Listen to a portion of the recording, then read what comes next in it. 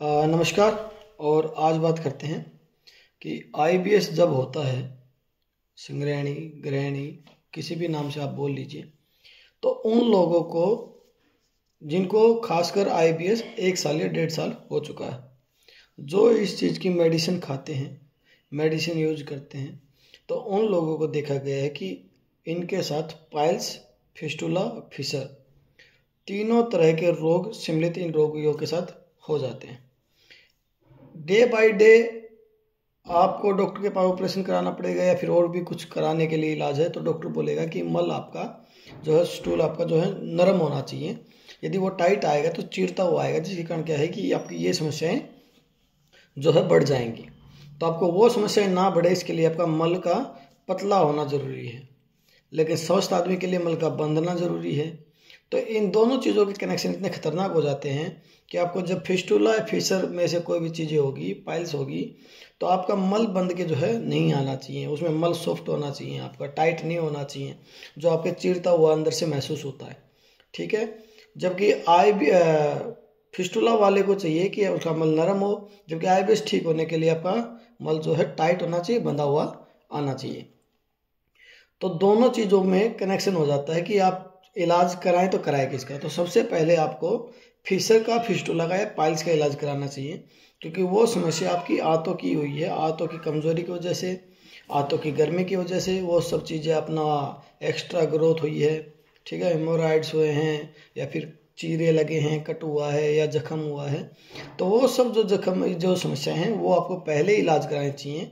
उसके बाद आपको आईबीएस की तरफ ध्यान देना चाहिए, क्योंकि जब तक आपके कॉन्स्टिपेशन रहेगा, तो कॉन्स्टिपेशन के लिए तो आप कुछ भी बाहर से यूज कर सकते हो, लेकिन आप नॉर्मली नेचुरली ठीक होना चाह रहे हो, तो उसके लिए आपकी ये सब चीज़ें समस्याएं बढ़ जाएंगी, पाइल्स वाइल्स जैसी समस्याएं।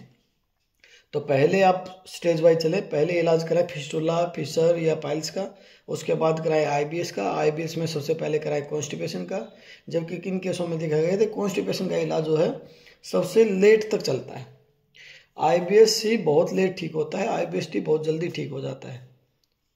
खासकर हम अपनी बता रहे हैं, दूसरों की तो पता नहीं, लेकिन हमारे यहाँ पे आईबीएस डी बहुत जल्दी ठीक होता है, आईबीएस सी को थोड़ा टाइम लगता है। ठीक है। मेहनत आईबीएस सी में ज़्यादा है, उसमें मेहनत बहुत कम करनी पड़ती है, उसमें डाइट ज़्यादा ध्यान रखनी पड़ती है, आईबीएस सी वाले में थोड़ी डाइट कम हो जाती है। तो इन सब चीज़ों का ध्यान रखना पड़ेगा कि आपको रोग किस स्टेज से शुरू हुआ है, तो आपको स्टेप बाय स्टेप उस स्टेज से आना पड़ेगा।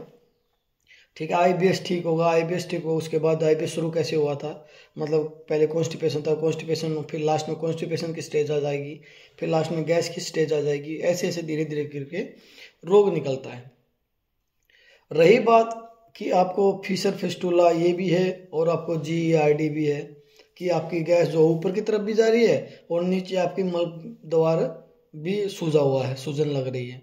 तो इन दोनों केसों में क्या होगा, तो इन दो केसों में होता है कि आप बाहर से इलाज कराएंगे फिशर, फिस्टुला का, और जो आपका ठीक होने का प्रेशर, चाहे तो आपको नीचे से ठीक होना शुरू होंगे, पहले आपका आईबीएस ठीक होगा, या फिर आप ठीक होना शुरू होंगे ऊपर से, आपका छाती का भारीपन खत्म होना शुरू होगा। पहले जो चीज़ें ऊपर गैस्ट्रिक जाती थी, एसिडिटी जाती थी, वो बंद होगी।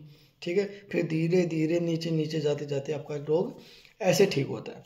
तो स्टेप बाय स्टेप अपने रोग को ठीक कीजिए। आप इतने सारे रोग सम्मिलित हो जाते हैं, शामिल हो जाते हैं कि आप समझ में नहीं आती आप इलाज कराऊं तो कराऊं किसका। तो इलाज कराने के लिए सिंपल सा है कि अभी आपको ज़्यादा तकलीफ कौन सी चीज़ें दे रही हैं, आप उन चीज़ों का निदान कीजिए, और उस तकलीफ को निदान करने का यही है, जैसे कॉन्स्टिपेशन के कारण हुआ फिशर या पाइल्स। ठीक है। तो अभी आपको फिशर, पाइल्स का इलाज कराइए। कॉन्स्टिपेशन के लिए आप नेचुरली भी कुछ कर सकते हैं, नेचुरली भी कुछ कर सकते हैं, दवाई ले ली और कुछ ले लिया, लेकिन जब तक आपका टाइट रहेगा तो वो चीज़ें आपकी बढ़ती रहेंगी, और बढ़ती रहेंगी तो वो चीज़ें हल नहीं हो पाएंगी। तो ये सब चीज़ें ना, फिशर, फिस्टुला, पाइल्स, कॉन्स्टिपेशन का, loose motion, gastric, acidity, hyper acidity, negative विचार, ठीक है, थकान, कमजोरी, वजन कम होना, ताकत का बिल्कुल भी एहसास ना होना, ठीक है, शरीर का टूटना, शरीर में दर्द होना, इन सब चीज़ों का, बीमारियों का कनेक्शन बहुत गहरा है एक ही बीमारी से, जिसका नाम है आईबीएस। तो आप बस स्टेप बाय स्टेप इसको हल कर सकते हैं, हाइपर हो के जल्दबाजी करके आप इसका कुछ नहीं कर सकते। नमस्कार।